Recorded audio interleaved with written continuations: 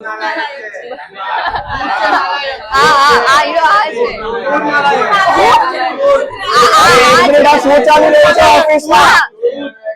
નાલાયક કેમ બોલી રહ્યા છો એકબીજાને? શું ચાલે છે?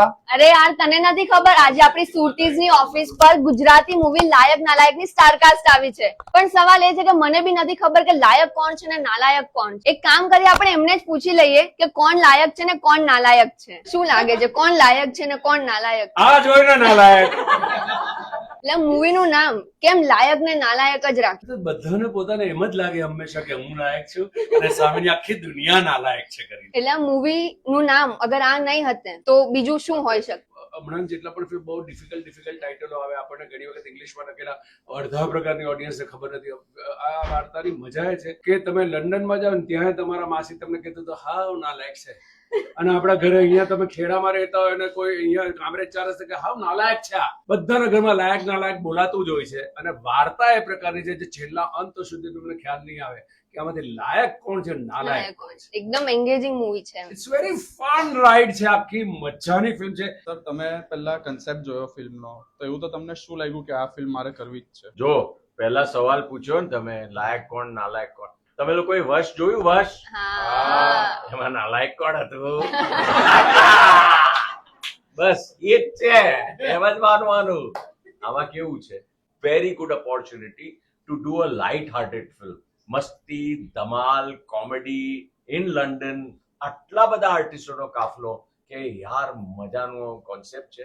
અને હોલિડે કરવા લંડન જઈએ અને સાથે સાથે કામ પણ કરી લઈએ.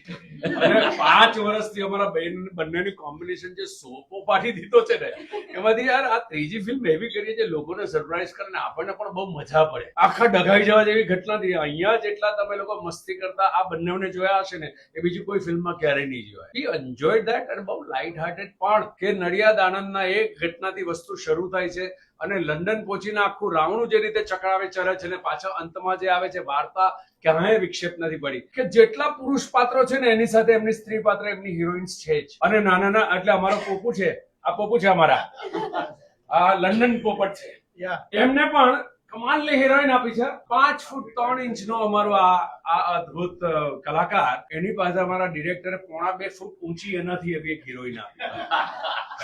રાઈટ. પણ બહુ મજાની આખી આમ ધમાલ મસ્તી કોમેડીની ઘટના છે. ની વાત કરી તો પહેલી વખત એવું થયું છે કે કોમેડી તો કરતો રહું છું, પહેલી વખત એવું થયું કે મને ફિલ્મમાં ગર્લફ્રેન્ડ મળી.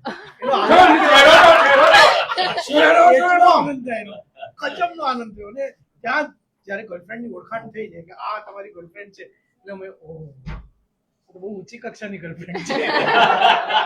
સર, એવું કીધું કે તમારી ગર્લફ્રેન્ડની તમારા કરતા કદ ઊંચી છે, તો એટલે જયા અને અમિતાભનું આમાં રિવર્સ થયેલું છે. એકચ્યુઅલી જો એને માથામાં પિન નાખ્યું તો આને ટેબલ લઈને ઉભા થવું પડે. પ્રેમથી જોવાનો ચહેરો કેવો બદલાઈ ગયો. હિરોઈનની વાત આવી તો આમ કરીને કરતા 22 દિવસના શૂટિંગમાં ખરેખર એની ગોચી આમ રહી ગઈ. ઇન્ડિયા આવીને એને ટ્રીટમેન્ટ કર્યું કોઈ પટ્ટાની સાથે. એટલી હદે એટલો ઇન્વોલ્વ થઈ ગયો તો એ પાત્રમાં. એવું તો કયો સીન હતો જે તમને શૂટ કરવામાં બહુ મજા આવી એમની જોડે? અને મારું કેરેક્ટરનું નામ છે લંડન પોપટ, પણ એ મને પોપુ કરીને બોલાવે. અને એ પોપુ બોલે કે બીજી બધી છોકરીઓ પણ મને. બ્યુટીફુલ મોડેલ છે, અદ્ભુત એક્ટ્રેસ છે, અને એ જે કોમ્બિનેશન એમનું કેરેક્ટરાઇઝેશન કર્યું છે ને બહુ સુંદર. સર, એવું તો આ ફિલ્મમાં શું છે કે ભાઈ ગુજરાતીઓ ખાસ કરીને આ વસ્તુ જોવાનું મિસ નહીં કરે આ મૂવી? કથા પટેલ મારી હિરોઈન, એની સાથેનો અમારો જે ડાન્સ, અમારો રોમાન્સ બહુ વખતે કરી રહ્યો છું ને એટલે ઓન સ્ક્રીન ઓફકોર્સ તમારા જેવું નહીં. મેમ, એક સવાલ, તમે લંડનમાં બી શૂટ કર્યું, ઇન્ડિયામાં બી શૂટ કર્યું, સાચો જવાબ આપજો, તમને ઇન્ડિયામાં વધારે મજા આવે શૂટ કરવાની કે લંડનમાં? હા, આપીશ તો હું ફસાઈ જઈશ, પણ લંડનમાં શૂટ કરવાની બહુ જ મજા આવી. બીકોઝ અહીંયા જે આપણે શૂટ કરતા હોય ને એનાથી વિપરીત પરિસ્થિતિઓમાં ત્યાં શૂટ કરેલું. હવે અહીંયા ચેલેન્જ એવા આવે કે અરે પરસો બહુ થાય છે, ગરમી બહુ થાય છે, આ છે એવું છે. ત્યાં આખી અલગ ઘટના હતી. ત્યાં ઠંડી એટલી બધી લાગે અને એમાં શોર્ટ ડ્રેસ પહેરીને સરે એકદમ પતલું શર્ટ પહેર્યું છે, એવામાં આખું શૂટ કરેલું. એટલે એક અલગ ચેલેન્જ હતી. તો બહુ જ મસ્તી મજાવાળી લંડનમાં મજા આવી. કે 2ની ડિગ્રીમાં રોમેન્ટિક સોંગ કરવાનો એ સુખ માત્ર અમને પ્રાપ્ત નથી થયું. હિતેન કુમાર પણ વર્ષો પછી લુંગી, સાટિનની લુંગી અને સાટિનના કુર્તામાં આમની સાથે મેં એક ગીત કર્યું છે romantic. મતલબ એ બેંગોલી છે, મતલબ એટલું બધું મિશ્રણ અને એટલી જબરજસ્ત ધમાલ છે ને. આટલા બધા છે પણ જીતુ મંગોઈ છે. અને હા. જીતુ તો જેવો આપણે જાણીએ છીએ એવો જ છે, અદ્ભુત કલાકાર છે. એટલે એમણે કોની સાથે રોલ નથી ભજવ્યા એ ફિલ્મમાં. એ તમે સૌથી વધારે મજા કોની સાથે આવી? બધા સાથે આવી અને બધાને મારી સાથે આવી. એટલે આ તમે કોઈ સ્પોઇલર આપો છો? યસ, this is એને a બધાને spoiler. મજા આવી એમાં છે. આમાં એવું છે કે આખી પિક્ચર છે ને કોમેડી છે.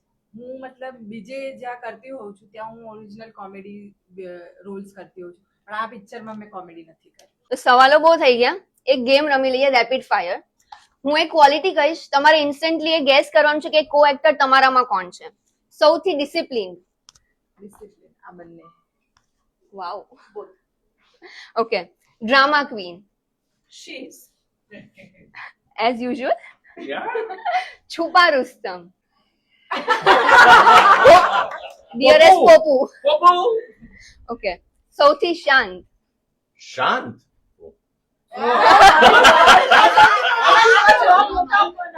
સૌથી મોટી જુઠ્ઠું શાંત. જેન્યુઇનલી શાંત. સૌથી શાંત. કથા યાર. સૌથી વધારે સેટ પર ખાતું કોણ હતું? માથું હોય તો એ. ખાતું ખાતી હતી બધા. ઓકે. સૌથી આળસુ કોણ હતું? પરફેક્ટ. કોણ હતું જે સૌથી વધારે લાઇન્સ ભૂલી જતું હતું? એવું તો કોઈ નતું. સૌથી વધારે રીટેક્સ કોણ લેતું હતું? I don't think so. કોઈ એવી નહીં. બધાએ બહુ એક બે ટેકમાં તો too much થઈ ગયું. હા, અને બંને બહુ જ લીધા easy હતા હતું. સોંગમાં. સોંગ તો romantic હતું તમને એટલે લોકોને લીધા retake યુ લાગી નેવર રહ્યું નો છે. કે રીટેક હતું કે જાણી જોઈને કર્યું હતું. તમને લોકોને retake લાગી રહ્યું છે. સૌથી વધારે રીટેક ડાયરેક્ટર લેતા હતા. કેમ કે પોતે બંગાળી, અમે લોકો ગુજરાતીમાં ડાયલોગ બોલીએ એટલે એ ક્યાં બોલા આપણે એક મિનિટ બધે સમજાવીએ, પછી એમને સમજાવીએ, પછી ફરીથી લે, એવી રીતે સૌથી વધારે રીટેક ડિરેક્ટર ના થતા હતા. આખું જે સીન જે હતું આખું મૂવીમાં, કોઈ એક એવો સીન જે શૂટ કરવામાં બહુ ડિફિકલ્ટી લાગી હોય કે કોઈ ડિફિકલ્ટ રહ્યું હોય? ઠંડીમાં જે આ ગીતો કરવાના હતા ને એ બહુ ડિફિકલ્ટ. અને પછી મેં જોયું ડાન્સ કરતા કરતા તો એ બધા ભાગી રહ્યા હતા. સો આઈ વોઝ લાઈક અરે હમ લોગ શોટ દે રહે, તુમ લોગ ભાગ ક્યાં રહે? પાછળ જોયું ને તો 6 સિક્યોરિટી ગાર્ડ 6 ફૂટના કાળિયાઓ કહેવાય ને ત્યાંના સિક્યોરિટી ગાર્ડ.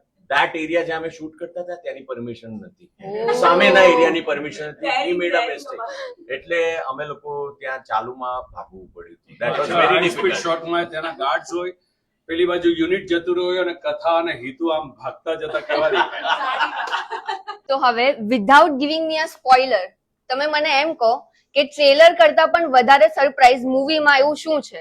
વિધાઉટ ગિવિંગ મી અ સ્પોઇલર. આખું મૂવી સ્પેસિફિક કોઈ એક વસ્તુ સરપ્રાઈઝ અગર નહીં આપી શકે, કારણ કે એવું કરવા જઈશું ત્યારે સ્પોઇલર થઈ જશે. તમારે મજા તો એ કરવાની છે કે ફિલ્મ જોવા જાઓ અને તમે લોકો નક્કી કરો કે કોણ લાયક ને કોણ કોણ ના ના લાયક. લાગે. It's only a family film.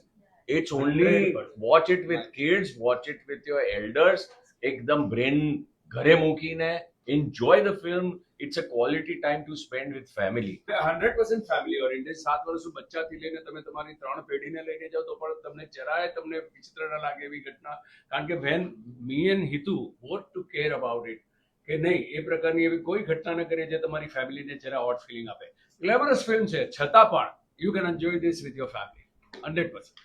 એક વોર્નિંગ છે બધાને કે હસતા હસતા બધાના મોઢા દુખી જવાના છે. બસ આ મારા ફિલ્મની સૌથી મોટી વોર્નિંગ છે કે Okay. એવું જબરજસ્ત ધમાલ છે ને કે હસી હસીને લોટ. 24મી જુલાઈ આવી ગઈ છે આપણા આંગણે. તમારી આજુબાજુના થિયેટર્સ ની અંદર લઈને આવી રહ્યા છે.